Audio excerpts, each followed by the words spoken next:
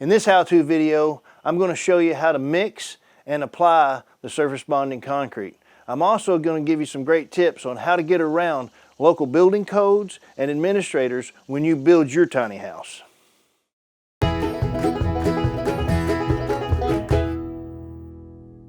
Welcome back to my tiny house project.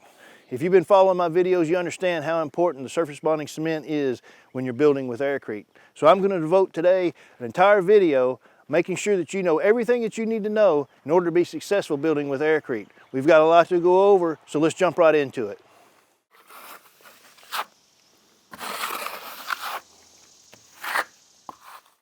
Okay, I wanted to talk about the surface bonding product just for a minute. You know, it's a fiberglass reinforced product, number one. Number two, it says right on the bag it's for strengthening masonry walls. So it is giving us some structural integrity. Not to mention that it is also for stock tanks. So that means it's waterproof too. Now we're going to show you the mix. You want to mix this up so it's got some body to it. What that means, you don't want to be able to drop it back in the bucket and go completely flat. You want it to be able to stand up a little bit. So if I was giving you something to compare it to, you know, you want to looking for a mix about equal to a bucket of sheetrock mud.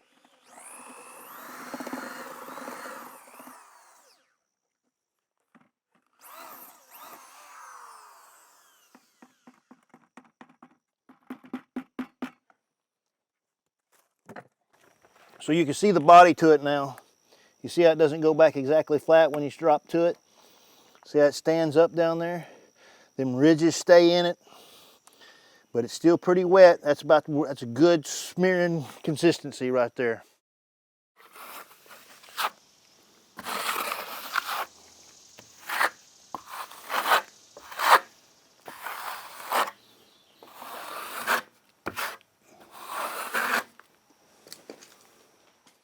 Okay, when you're spreading the surface bonding concrete, unless you're a professional stucco applicator, you're probably going to struggle with it like me and my nephew are. And my nephew's just using a rubber glove in a trowel like this, and he's taking his hand out of a 5-gallon bucket and putting it on his trowel and then starting at the bottom and spreading it up. I'm trying to be a bit more civilized, and I'm using a margin trowel that I'm actually loading my concrete trowel with and starting it from the bottom on the way up. Now when you're doing this, you want to make sure to keep your wall wet. Moisten the wall before you put the surface bonding concrete on it to ensure good adhesion. And also, if this dries, you want to come back over and moisten where you've already been so you get a good smooth finish there as well.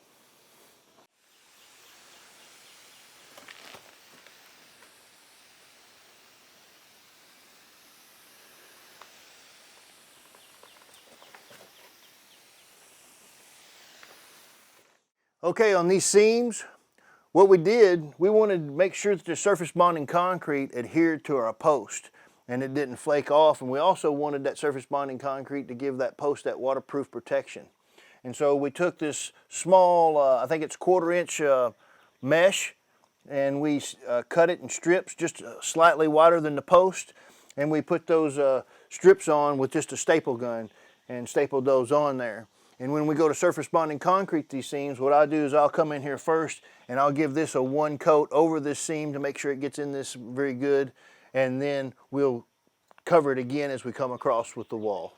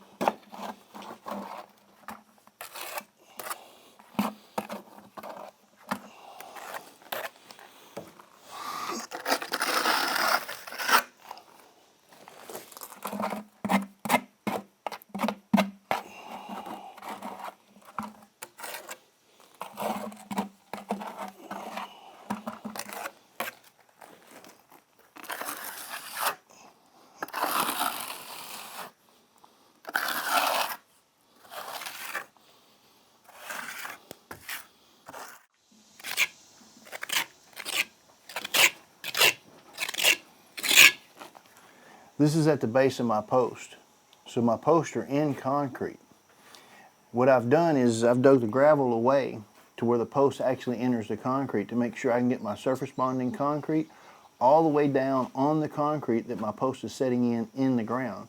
That way I actually have a waterproof seal protecting my post all the way around, which hopefully is going to prevent it from rotting and significantly increase the longevity. So on the inside corners, what you want to do is two coat them as well. So what we've been doing is going ahead in the inside corners as well as on the transitions at the post and just doing a first coat. So when we come back over it with a second coat, it's covered well. So I'm going to go ahead and get this inside corner going here.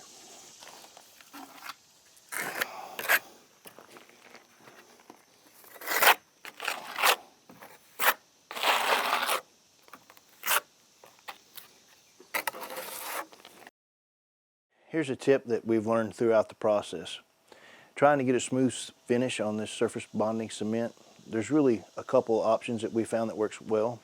One is after you apply it, you can take a wet damp sponge and you can wipe it down and you can wipe a lot of the inconsistencies out of it. What our plan has been from the beginning is we plan on going back with the margin trowel and touching up where it has some inconsistent spots. But either way, it's going to help you get a better finish.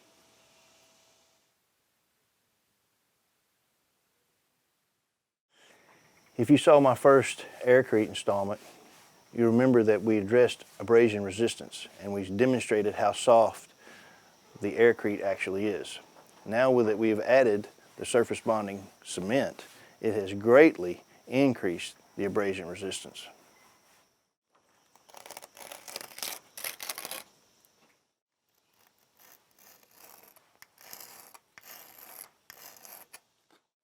I've been asked several times, how do I get around local codes and how do I get away with calling this a tiny house? Well, I probably shouldn't call it a tiny house because what we're held accountable to is the language that we use.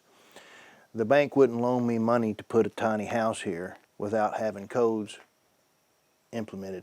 They would loan me money to build a garage or a shed here, perhaps. The other thing is, if you call it a house that someone's living at, you're going to be obliged to adhere to those codes.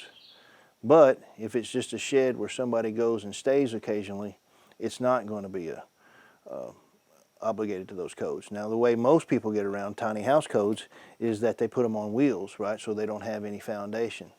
So I've been asked how these people are going to get away with these, building a house in this manner that's not up to codes. Well, if you call it a house and you claim that you're living there, you're going to be held accountable to those words that you use, and you're going to be expected to follow those codes. In my location, my nephew had to stay here 30 days in a row in order to be considered living here. So if every 29 days he comes down there and stays with me in the house, then technically he's not living here, he's just staying here on occasion. Therefore, we don't have to address any codes locally. Another good way to get around the local codes is to call this an office or a studio or a workshop where people are expected to be there, but they're not permanently dwelling there.